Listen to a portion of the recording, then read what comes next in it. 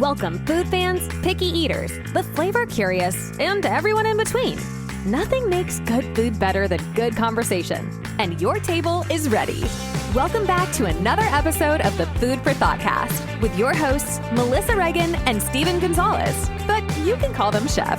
All right, let's get this episode started.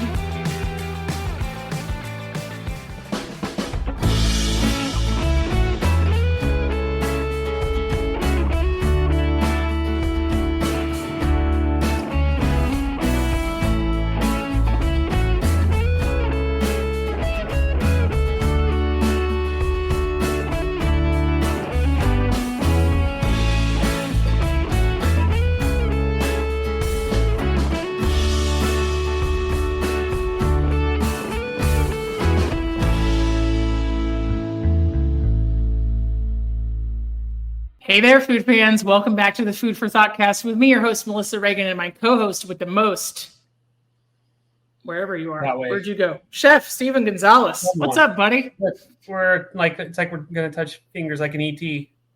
This mirror image crap is like... TV, phone, home. I haven't buddy? seen that movie in like forever. Same. Movie marathon. Yes. We've become the Food for ThoughtCast with movies. I mean, movies are like a part of life, so. Yeah, that's true. So is food. So is food. Most definitely. Mm-hmm. Have you seen any good movies lately, Steven? We watched Gladiator 2, and as much as I thought it was going to suck, it was not as bad as I thought it was going to be. It was entertaining. I liked it. There was some stuff where even I was thinking to myself, okay, too much CGI, but okay, I see where they're going with it. Not bad. What about you? Sometimes you need it. I think the most recent movie I watched was, what is that movie called? Good grief. Hold, please. Hold, I'm in the sun. Bye. Please. This is not the last movie I watched, but it was the best last movie I watched. It's called A Real Pain. It has Karen Culkin and Jesse Eisenberg in it. Oh, I heard that was a good one. It was really good. You should see it. But anyways, what was the most amazing thing you ate this week? We went to De Casa. And I told Gerardo, just make me whatever you want. They made me a pesto pizza, which was out of this world. Yes. Yeah. Cheese, pesto, simple. Nothing crazy. Just nothing simple, else on it? Amazing. Yeah, it was like a pesto and cheese pizza. Yeah, that's it though? Yeah. So Simple. just like a green cheese pizza? Pretty much, yeah. Sounds so good. Yeah. He is a master in the kitchen. So, yeah. Sometimes the best things are the most simple, I think. Oh, yeah. Yeah, most definitely. Mm-hmm. Mm-hmm. Funny because we talk about it, like, would you ever do a food competition? He's like, dude, I just make everything into a pizza. Yeah, of course. That is the way to do it, man. Please make birria pizza with broth for dipping. Thank you. Right? I'm about it. Totally about it. Yeah, buddy. What about you? I ordered Indian food. I found good Indian food in my new little town here, from a place called Curry House. I'm always super impressed when something on the menu has 10 levels of heat. I'm like, okay, I don't know what level 10 is, but I'm gonna stay over here next to the 3. Braver than I am. So one. I ordered. You can also choose mild, which isn't on the number scale, and I was like, okay. So I ordered tikka masala, but I also got goat curry. So yes. I ordered lamb tikka masala, which if you get the chicken variety is probably the whitest white person Indian food order you can do besides butter chicken, which there's really no shade to that. It's just, it's a really good like starter Indian food, I guess, if you had to say. But I like tikka masala. I got the spice level 3. It was a little bit too hot. I'm going to go down to the 2 next time. The goat curry was tremendous. And I also got a combo platter of like appetizers. So the combo platter was impressive. It came with pakora, which is like, it came with chicken and vegetable pakora. So if anybody doesn't know, pakora is like the Indian answer to tempura. So pakora is made with chickpea flour, and it's very, very light. It has like almost a funnel cake / fritter consistency. Nice. And it's really, really light, and they dip all sort of things in there. You get like cauliflower, shoots, eggplant, all sort of things. But this was mainly cauliflower. There was a couple of pieces of carrot, and then there were some really good pieces of chicken.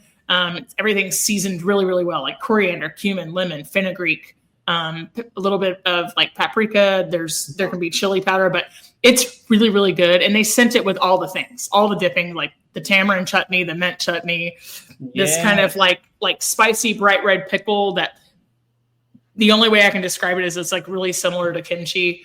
But essentially, and the portions were super hearty. So what I did, and we talked about leftovers and reheating stuff, a couple episodes back, like what I did was I took all the basmati rice, froze it into little sandwich baggies, flat in the freezer, right next to my ground beef that's frozen flat in the freezer, and some broccoli that I steamed off. So I'll have like beef broccoli stir fry ready to go. Like I can pull it out in the morning before I go to work. When I come home, I can throw it right into a hot skillet. But yeah, essentially I have Indian food for like 4 days. Nice. The portions were massive, huge. Steve, have you seen that TikTok trend where people are buying cheese pizza and dipping it into tikka masala? No, I haven't. I want to do it. I didn't have any tikka masala left over. Full disclosure, like I crushed that really, really hard. But I have a lot of everything else left over. But oh yeah, and it came with like samosas and all these fried things, and it was stupid. $15. I got like 4 different types of appetizers. It was massive. So. Sweet. You can't beat like a small little mom and pop Indian place. So. And let me guess, you only spent like $8. Huh? And you only spent like $8 on it, huh? No, it was like $57 by the time it was all said and done. Well, some of that is like delivery. I DoorDashed it. I didn't leave the house. I bought it from the safety of my pajamas, where I am currently rewatching season 3 of ER. So from my warm pajamas inside my warm, cozy house underneath a quilt, I ordered it from my phone. What a time to be alive. I agree. So, but 2 entrees, huge order of garlic naan. The naan was like the size of the face. A couple of sides of basmati rice. And when I say a couple of sides, Steve, those like the foil containers with like the flat lid where you crimp the foil edges around? That's what I'm talking about for rice. Dang. It was enough rice for like 4 people, right? And then this appetizer platter. So I'm not mad at that. 2 entrees, naan, 2 sides of rice, the combo platter, the delivery fee, and the tip, $57. Like that's not bad. That is not bad at all. And I'm going to eat for like 3-4 days. So, if you divide it out, you're like, okay, well, could I go out to, let's say I got 3 days of food out of it. Well, could I go out to eat for less than $20? Appetizer, entree? I don't think so. Tip. Depends on where you are, right? You'd be cutting it really close. Yep. True. Hey, did you ever watch that Rachel Ray show back in the day, $40 a day? No. I tried to get into it, and then I just got bored, and I would change the channel. Sometimes I would just get mad because it was Rachel Ray, but yeah, like she would travel around to all these different cities and places, and she would do like breakfast, lunch, and dinner, a snack, and everything for like $40. And I'm like, yeah, 25 years ago, maybe. Right. It's wild. I was scrolling on social media, and I came across that one video where like Mexican moms react to her pozole. Oh my gosh, that one's so funny too. I feel like that's what happened. That's what happens like when Mexican moms look at any of my food content. They're probably like, this is awful. Oh no. Ironically, it would probably be a video where your mom? Is it your mom? Yeah, she's the one that puts like "you suck" on all the comments. And I'm like, go home, Mom. Get out of here. Shout out to Steven's mom. I'm sorry we didn't get to record an episode with you a couple of weeks back. My bad. I think I'm the one who had to bow out of that one. Yeah. Shout out to Steven's mom. But hey, all you have to do on your social media is say it's Mexican inspired. That's true, but I'm too lazy to say that, and also I forget. There's so I'm an like, I'm edit gonna do it button. my way because that's what I want. And I think you'll like it because this is how I like to make it. Yeah. Not that I'm full of myself, but it's just like I know what I like, you know? Absolutely. Absolutely. But if I ever made pozole, I would have to watch like a ton of like videos from like Mexican moms and make it like them because that's how you do it. You don't want to piss off the Mexican moms. Some of my most fond memories were, or throughout the years, have been when my staff gets to cook for me, and we get people from everywhere, right? Like I've worked with, and people have worked for me from Guatemala, Honduras, Venezuela, Peru, just everywhere. So we're talking far outside the realm of Mexico, but also in Mexico, right? And from plenty of areas of Mexico, right? Chihuahua, Jalisco, Monterrey, like all sort of places. But I mean, there is like this genuine deep down love and the love to entertain and feed other people. And it's a really, really beautiful thing. And like some of the best things I've ever eaten have come from my teams, like different places that I've worked over the years. But man, pozole, when it's cold outside and they're bringing in the crema and the cabbage and the radish and the and the lime wedge. And I'm like, yeah, yes, please. I would like a bowl the size of my head. Thank you. Like, so good. Yeah. So good. I know what you mean. So good. Yeah. Mm-hmm. So, what are we talking about today? What are we talking about? We started with we started with a short touch on movies, which could have gone down a terrible rabbit trail. Well, Steve, last year, right around this time, we did a retrospective of 2023, the year before. Food trends and what was hot and internet things and things that went viral. Did we try this? Did we like that? Right? Yeah. So I thought this year we would look forward to the year of 2025. I have compiled a small list. It's not super long, but there are some different agencies that exist out there that will publish a list of things that they think will be trendy. So one of them is the Specialty Foods Association. The other one is the Good Housekeeping Institute. And a lot of brands have their own trend councils. So it'll be like a research board that they hire, either internally, like they bring on people to form their own research kind of council, or they'll hire somebody outside kind of through like a consulting deal. These are the people that places like New York Times, Food and Wine, and Food Network look to make their own predictions. And these are the councils and the boards and kind of like research groups where people like Lay's and Pringles are looking to form their next flavors, I feel like there would be like a lot of, like music that goes on and a lot of drugs that go on. Bum, bum, bum, bum. The next food trend is bum, bum, bum. Yuzu.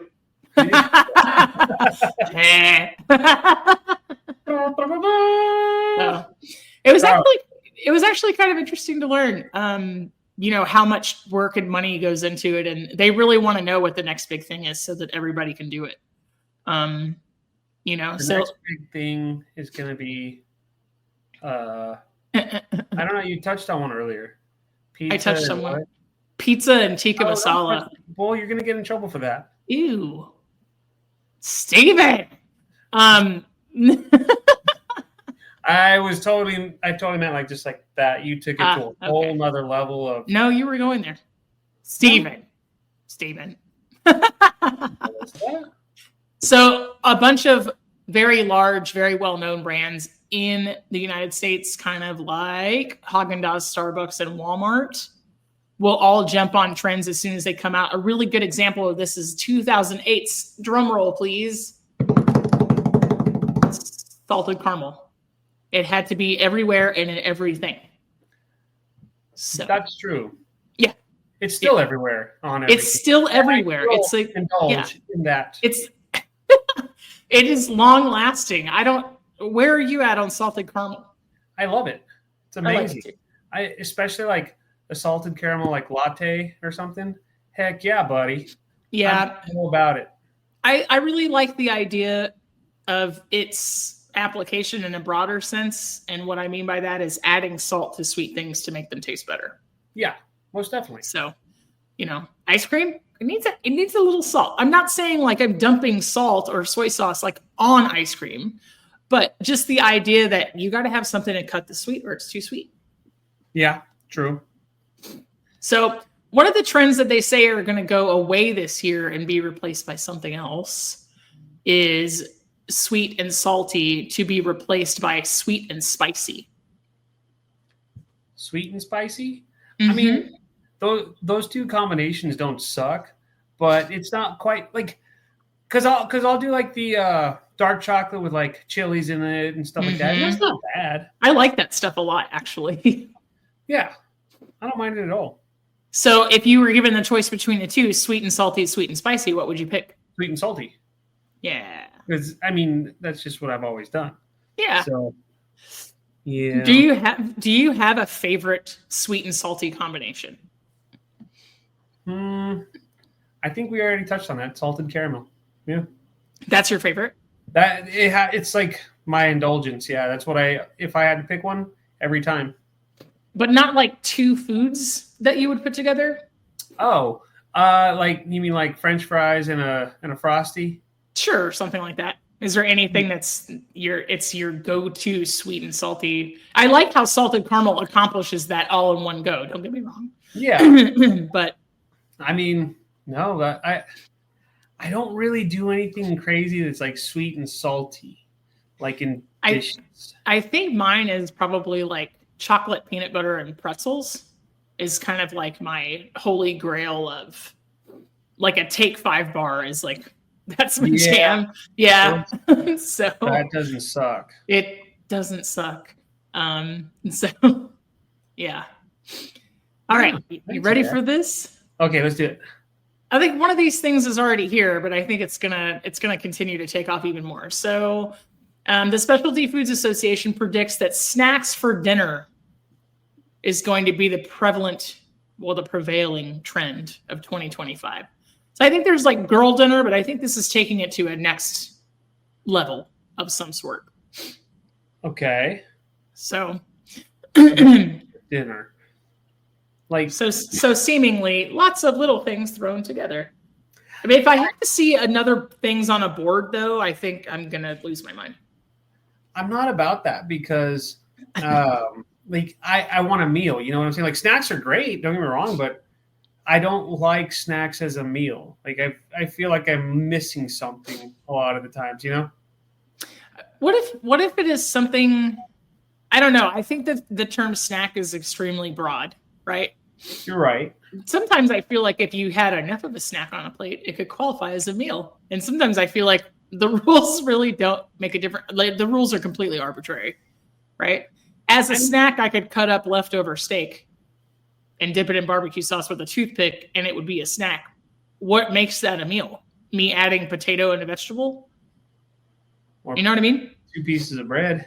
Yeah, and 2 pieces of white bread. Mm-hmm. White bread. I don't know. I prefer wheat. White bread. Wheat bread. It's a white bread. But you digress. That's a funny soundbite. White bread. It's only funny to me, but that's all that matters. Because now I'm stuck. White bread. All right, so but yeah, I don't really know where the line is between snack and meal. Sometimes I snack all day and never sit down to eat anything hot. I mean, as long as you get full off of it, then I guess it could be a meal. But you know what I mean, though? Yeah. Is it snack food, or is it the portion that makes it a snack? I think that's the question, right? Yeah. To portion or not to portion? Portion or not to portion? That is the question. Hey, tonight, I'm making muffins after we finish recording. Yeah? What kind? Yeah. Chocolate blueberry. Chocolate blueberry. There will be some kosher salt in a streusel that I put on top. Okay. Deal. Yeah. Deal. Steven's in. I know. I don't even know what I'm making for dinner tonight. Like, have you not eaten dinner? Huh? Have you not eaten dinner? I just. Yeah, no, it's fine. Oh no, buddy, you should have told me.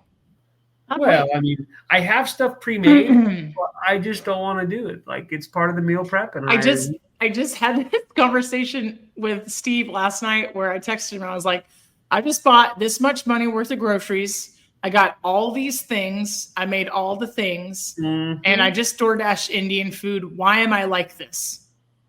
And it's because I have decision fatigue. I bought all the things, I prepped all the things, and I don't want to have to choose a thing to eat. And whatever it was, I know it wasn't going to be satisfying. So I ordered out. Ding, ding. Like, yeah. Whatever. Yeah. I got salmon ready to go, but I don't know. Maybe if I had like some naan bread or something for it, that'd be good. It's one of those things where I'm like, whatever I eat will fill me up, but I'm not going to be happy. Yeah. I don't want it. I don't want the stuff I just bought and made. I want the other stuff that I don't have to make. It's going to taste better. So, yeah. Are you going to have snacks for dinner? No. I wish, but no. So, I don't know. We'll see what happens. Like I said, I have meal prep, but I'm kind of like, I just want something heavy and that's going to put me to sleep. I'm already tired because it's weird because like when we podcast, like I am so amped up and then I sit down, I'm like, damn, I'm tired. Yes. And I have like 3 hours of things to do after this and I'm going to be like, I don't want to do anything. Right. It always happens. I think it's hard because it's like you never get to sit down. So then when you do, it's like all bets are off. Yeah, I kind of get like a standing desk to record these. I don't know. That's why I have a laptop. I can just walk around and do it. But hey, all right. The next food trend, they think that high protein meals and items will still be popular this year, just as they were last year. I mean, I can see that. Everyone's kind of trying to eat healthier and whatnot, so they assume they just assume that protein is just healthy. And be that as it may, I know a lot of people who are on like higher protein diets. And so, yeah, I could see that sticking around for a bit. Well, I mean, like everybody needs a different amount of protein. Is not a blanket, solution to any problem. You need it. And the amount you need is completely individual. It's up to you. And there's not a right or wrong. You don't have to go out and get 300 grams of protein a day. Your kidneys might not like it. But at the same time, maybe you aren't eating enough, right? Only you and your healthcare professional can make that determination. But I will say this. I am tired of cottage cheese being the protein source for everything. For everything. Like I like cottage cheese. I'll eat it by itself with fruit. I like it. I like it with sliced tomatoes and salt and pepper. I like it blended into, with a ranch packet or an onion soup packet and dip veggies in it. And I like it in these pancakes I've been making, but like every freaking dessert does not need to have cottage cheese. Every high protein recipe does not need to have cottage cheese, dude. It's 2025. I am sure. I'm sure. Leave that crap in 2024. Cottage cheese doesn't need to be ice cream, Steven. They're doing that? Yes. I know. It's awful. I mean, okay, listen. Maybe about 7-8 months ago, we talked about you made a high protein fettuccine Alfredo recipe with cottage cheese blended up. Mm-hmm. You said it tasted good, but you could still tell it was cottage cheese. Yep. Like, true. What? I don't know. You'd do the same recipe without cottage cheese and add a piece of chicken on top. Still protein. Bleh. You know what I mean, though? Yeah, it's true. Like you I don't can know. do it, but I don't know. Well, they're thinking that high protein foods will continue to reign supreme. I'm just saying, hey, let's get more creative than cottage cheese and everything, because dear God, cottage cheese is getting a cauliflower complex where cauliflower thought it could be everything, and it cannot. The problem though with a lot of these high protein things is they're not as good for you as they claim to be. Like, Snickers has a higher protein candy bar. But it's a candy bar. It's got a lot of sugar in it. So you're like, if you believe that, then shame on you for not doing your homework.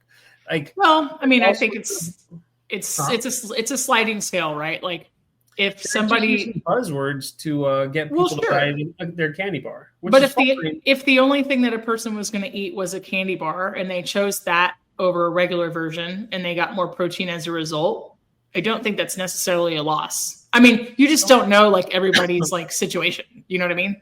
But I don't necessarily think it's good for you. Even I think good and bad are just those are buzzwords too, right? Like really, if you have cancer and you're going through chemo and your body can't process healthy food and you have no desire to eat, then maybe an Ensure is the best thing for you because you have to have nutrients. True. But for a normal folk like you and I, if I picked up an Ensure, that would spike my blood sugar so hard and it probably wouldn't be a good choice. You know what I mean? Yep. I mean, it's like super all relative. Yeah.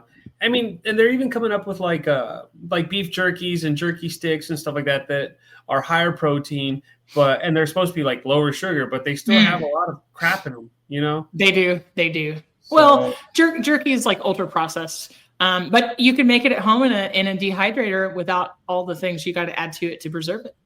You know what I mean? It's true. You can even make it in a slow oven like me if you're too cheap to buy a dehydrator. So I do it too. Nothing wrong with that. Oh, yeah. The next thing on this list says global ready-to-eat processed foods like summer sauces, frozen dumplings. These are things like, ramen, the soup dumplings that you can buy frozen, the ethnic summer sauces, but they think that they're going to move into other areas such as pre-made pupusas that you could buy in the supermarket. What do you think? I'm guilty of buying all that stuff. I like that stuff a lot. Unfortunately, every time I eat my frozen dumplings, I am like crazy hungry, and I just throw them in the microwave, or I speed up the process. I'm like, this just sucks. But that's shame on me. Like that's what I get for not being patient and having a snack to hold me over. A higher protein Snickers, because I'm not me when I'm hungry. Man, what if you ate a dinner entirely of snacks and then it could hold you over for like a whole day? I don't think that's ever happened. It held me over for a little bit, but that's never held me over for more than a couple hours. No matter how hard I try. They think that vinegar is going to make a comeback.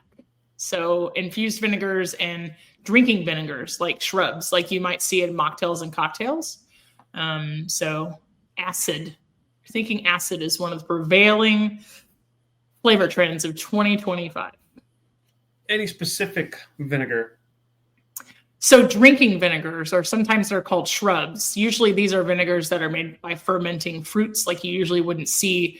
It's not like your white, your champagne, your sherry. It's more like your raspberry vinegar, blackberry vinegar, strawberry vinegars, and things like this that you're using to add to like a beverage.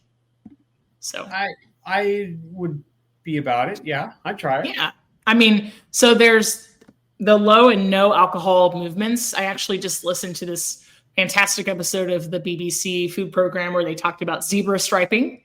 Zebra striping is where you alternate one alcoholic beverage with one non-alcoholic beverage. I've heard people doing that. When you go out. Yeah. And so they were talking about like, they were talking about like all these mocktails, that are out there. And so people are trying to find like low sugar alternatives. And so that would include like these drinking vinegars as flavorings, which I think is pretty interesting. Oil-based hot sauces, Steve, like chili crisp and salsa matcha. They think these are going to have a huge resurgence. Like they're kind of popular, but they think they're going to become more popular than like the vegetable-based and chili-based hot sauces. Weird. More the oil-based, the shelf-stable stuff. I mean, they're really good. I like it too. I don't eat them that often, so. I go through a lot of chili crisp in my house. It's really good on top of avocado and toast. Nice. I'm a very negative Nancy right now.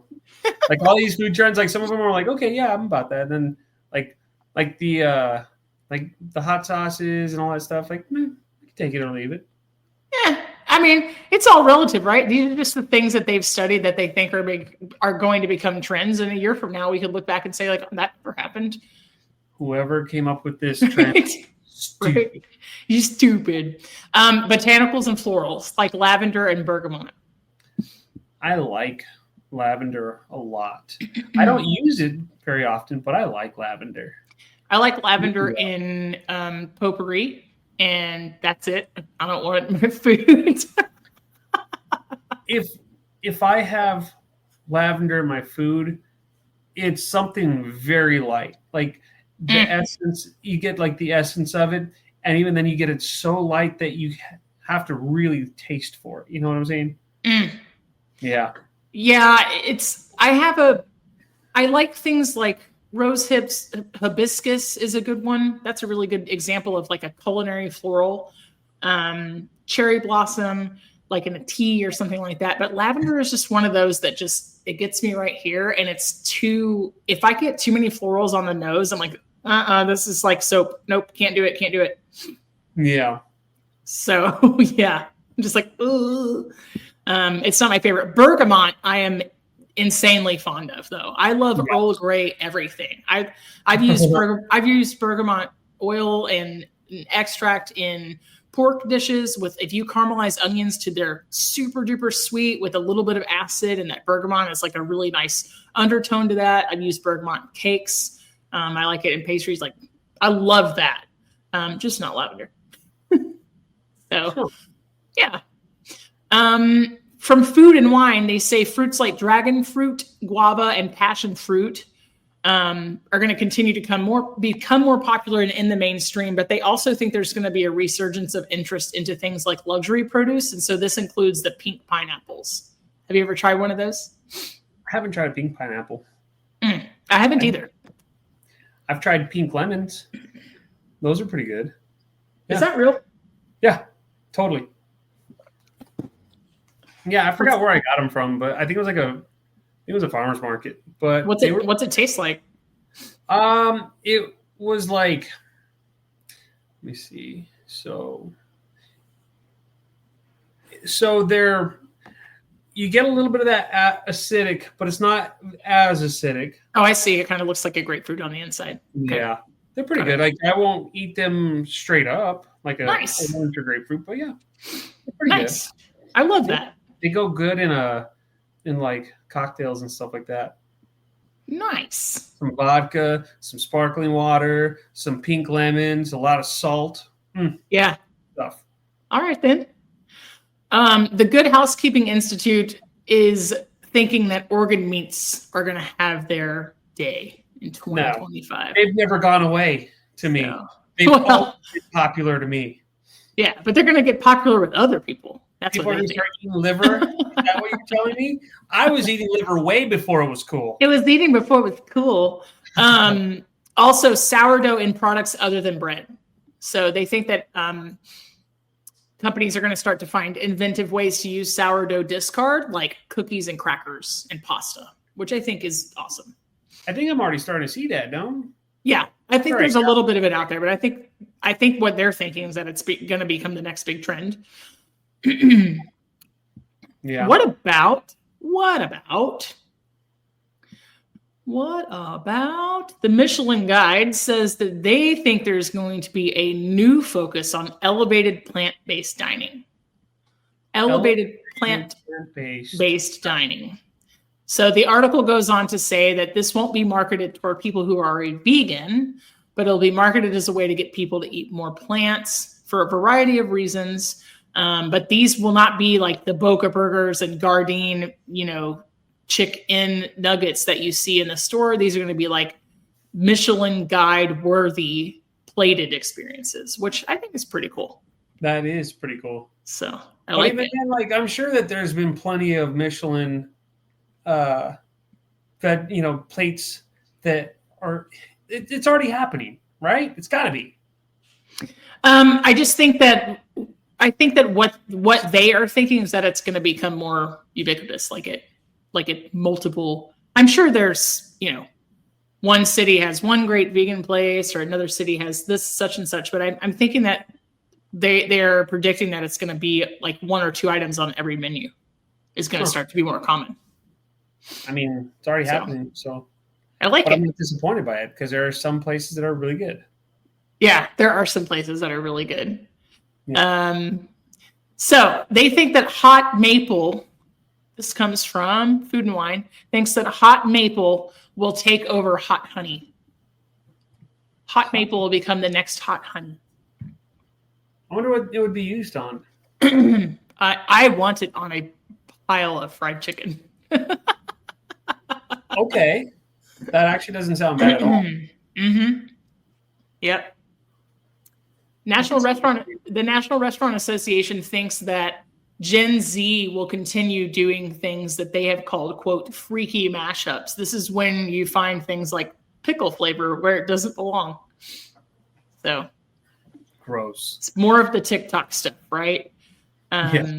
So like Kool-Aid pickles. Yeah. So they call the core 4 Gen Z sauces, they're calling them as barbecue, buffalo, mustard, and ranch. And so they think that we're going to start to see more variations on the core 4. The New York Times predicted last year that this year chimichurri ranch would become a thing. I would crush chimichurri ranch. I feel like I would too. Yeah. I'm not disgusted by it. I like chimichurri. I do love chimichurri. So, and they think we'll continue to see the process of turning items into flavors, like a beverage becoming a sauce. Dr. Pepper becoming a barbecue sauce is one example of this. I know Pluckers has had it for a long time. But they think, everything bagel might be taken down by pancake and syrup as a flavor that's going to be everywhere. So I'm tired of seeing everything bagel everywhere, though. I don't know about you, but I'm like, but it's everything. It goes on everything. No, it doesn't. Does it go on chocolate? Probably, because it goes on everything. Yeah, I would eat it on chocolate because that would be salty sweet. So, just saying. Well played. I'm just saying. Let's see. So we asked David Page when he came on what he thought the next food trend would be. And he was saying that he wanted to see more Korean, Vietnamese, Filipino, more Asian cuisine into the spotlight, into the international spotlight. And this is also what the National Restaurant Association is predicting. So I would welcome that very much so, because it's very good. And they're saying that with that, we're going to see more pineapple, tamarind, ube, and then fermented foods as well, which I'm not mad at any of that. No, I don't think I'd be upset about that. And yuzu. Do you like yuzu? I could take it or leave it. Yeah. I've never actually eaten the fruit, but I've used the juice in like vinaigrettes and marinades and stuff. Uh-huh. It is a very, very tart juice. Mm-hmm. So that's why I say I can take it or I can leave it. Makes no difference to me. So there's 3 or 4 of these different lists from different places are listing things that they're calling either luxury produce or designer produce. And so uishi berries, the pink pineapples, and things like limited edition lettuce. So like the baby heirloom stuff that's not already popular. But honestly, with the way that food prices are going, like I don't think that's going to be a draw for people. So I have to disagree with that one. Yeah. We'll see what happens. Yeah. There's always going to be part of the population that can afford those things anyway. But I think that people are going to get more interested in like bulk buying and seasonal because they won't have a choice, right? Yeah. So. Or foraging. I'm kidding. Foraging is huge. Foraging is massive. So foraging is how people have fed themselves for a long time. And I think it's insanely fascinating. Really, really interesting. Right. I think you're scared. No. There's all sort of guides out there. Think about the people who didn't have the internet when they were doing it. They had no idea if a mushroom would kill them or not. It's terrifying, right? There's Michelin restaurants now where the chef's getting the dandelion greens from the median in the street outside. You know what I'm saying? Like, I don't know. I think it's kind of the definition of like macro local, Yeah. So, I love it. So the Carbonate Group Hospitality Trends Report, which is who the New York Times uses to get a lot of their information, is saying that they think there's going to be a huge explosion of Japanese and Korean convenience food across the United States. What does that entail of? So I misread this. I'm sorry. That's why it didn't make sense. Convenience store food. So like the things that you would find in Japanese, Korean like 7-Elevens, for example. 7-Elevens or corner shops, right? You're going to find like more musubis and those milk bread sandwiches with like the fruit and the cream on the inside, or like katsu and things like that. I'm down for it. Love that stuff. Dude. I love that stuff. And bean curd. Love that stuff. As AI moves into more of the food sector, and I already saw a really neat example of this when I was traveling a few weeks back. In the Raleigh airport, there's a food hall that's completely digital. So there's 15 places that kind of cook into a commissary. You go up and order on your phone, and it comes through a window. Lots of places in Japan already have this, where you go into like a ramen restaurant and you sit in your own booth and you order digitally on a screen, and then it comes to you with no human interaction at all.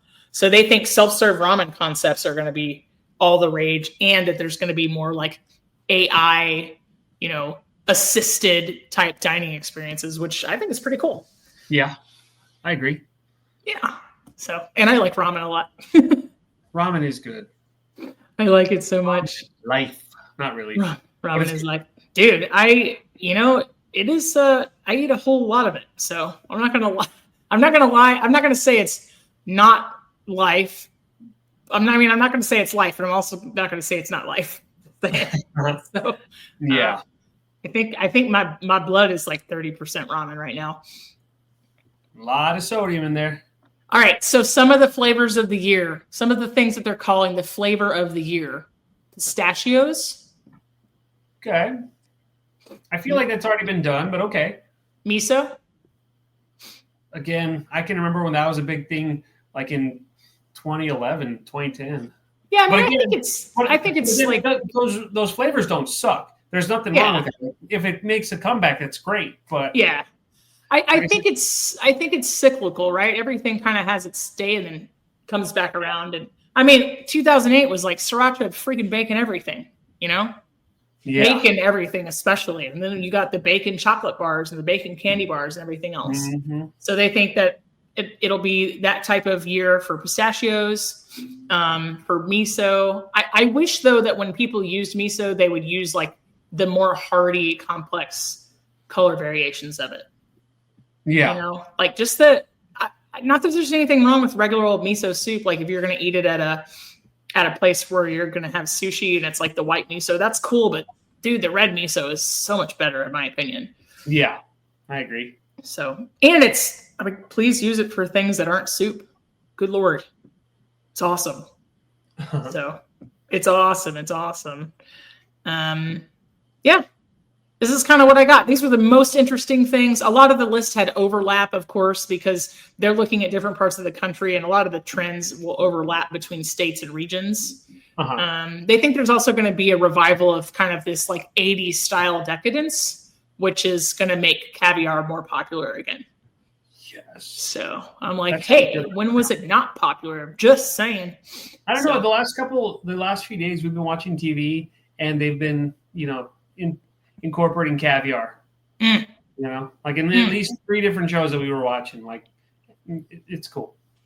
Hey, I've never not liked it. I get why people don't like it. I like a strange texture. I like to taste new things. So I will seek out things like that on purpose. And I know some people don't. And so it's like, okay. Also drink pairings. So in the beverage world, they think that drink pairings that aren't wine are going to start to become more popular, maybe even more popular than wine and food pairings. So that includes mocktails and other non-alcoholic options, which I think is pretty awesome. So yeah. Nice. So yeah. Well, Steve, I just wanted to dive into this with you. I think it's going to be an exciting year for food. I think so too. I think we'll definitely get a lot of good content throughout the year with all this stuff that's popping up, and it's our responsibility to follow up on those and share with everyone. You got to know what's going on. At least one time in 7 out of 8 job interviews, I think I always get like, how do you keep up with what's popular, or how do you know what the food trends are, or where do you get your food news from, or like, I think chefs definitely need to know. You know what I mean? So It can't just be bacon sriracha sliders all the time. Not that, I mean, it sounds pretty good, but True. Sounds pretty good though. Well, Steve, go eat dinner, man. Okay. I'll talk to you later. Bye. Bye. That's a wrap for today. Until the next episode of the Food for ThoughtCast, make good food, eat good food, share it, and be kind to one another. Thanks so much for listening today. You are part of what makes us special, and we are so glad you joined us. Don't forget to rate, subscribe, and leave a review. Just like food, delicious podcasts are better when you share them with others. Come back for seconds wherever podcasts are served, and we'll catch you in the next episode of the Food for ThoughtCast.